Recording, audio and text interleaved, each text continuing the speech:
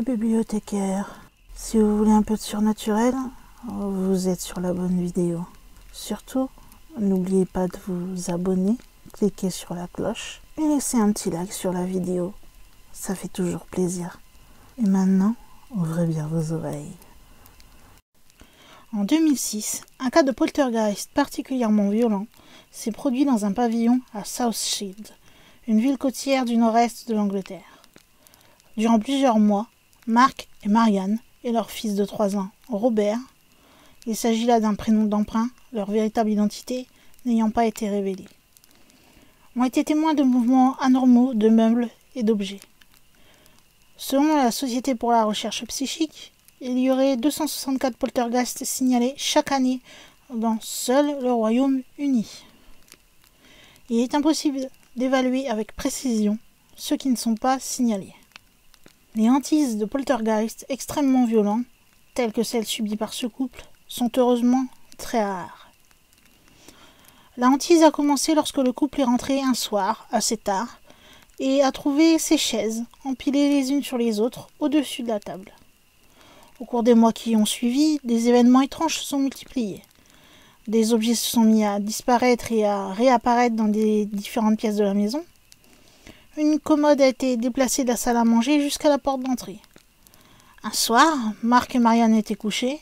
Le chauffage fonctionnait, mais il faisait exceptionnellement froid dans leur chambre. Marianne a éteint la lumière et quelques secondes plus tard, elle fut frappée à la tête par un des jouets de leur fils. Elle s'est assise complètement en état de choc et a allumé la lumière. Quelques instants plus tard, un autre jouet est venu heurter son visage. Elle vit à peine la forme qui avait jeté l'objet. Bientôt, la chambre fut remplie de jouets volants. Une main invisible saisit leur couette.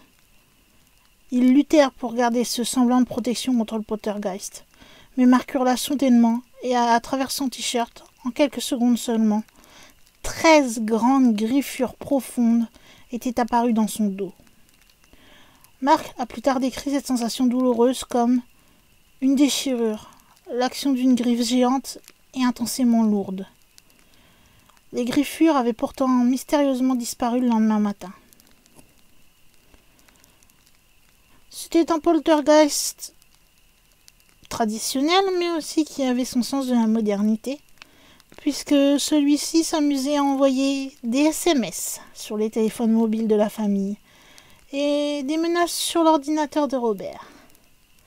Il semble que l'esprit ait été complètement au fait de nouvelles technologies.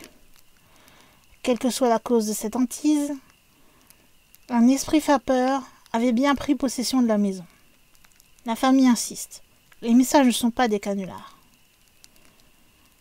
On a cherché d'où ils venaient, mais leurs origines restent un mystère. Les techniciens n'ont pas eu la possibilité de sourcer la provenance de ceux-ci. Voici quelques exemples des messages reçus. Tu vas mourir aujourd'hui. Va te faire pip. Je ne veux pas que vous vous réveilliez, et je viendrai lorsque vous dormirez. Sale pip. La famille a décidé alors de se tourner vers une aide professionnelle.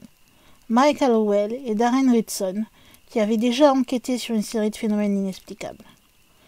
Ils ont été rapidement convaincus que la hantise était authentique.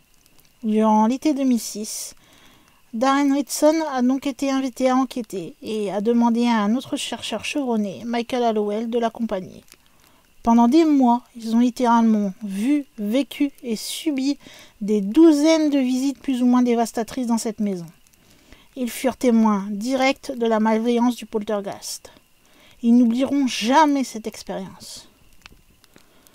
La maison a été équipée de caméras vidéo et de capteurs de mouvement perfectionnés. Et ils n'ont pas attendu longtemps pour voir quelque chose. Un soir, expliquent Darren et Mike, nous avons vu une forme sombre apparaître sur le balcon de la chambre de Robert, le fils du couple. Marianne l'a vue et a hurlé. Elle s'est précipitée pour écarter son fils du danger. L'entité marchait lentement vers la salle de bain. Et comme il passait devant la porte de la chambre de Robert, il s'est arrêté et nous a regardés froidement. Son visage était dépourvu de toute forme. Il n'avait ni yeux, ni nez, ni bouche. Il semblait froid et menaçant. Il était grand, environ 2,20 m, et c'était une silhouette en 3 dimensions, d'où émanait une malveillance pure et simple. Quelques jours plus tard, Mark sentit l'entité qui lui lacérait le dos. On pouvait vraiment voir les griffures allongées, rouges, et qui se sont mis immédiatement à saigner. Puis, la peau de Mark a commencé à changer de couleur, comme si elle était brûlée par le soleil. Sur les différentes vidéos et photos, on peut en effet voir des rayures rouges incandescentes apparaissant brusquement sur le dos de Mark. En ce qui concerne les preuves, elles ont été traitées, diffusées et relatées.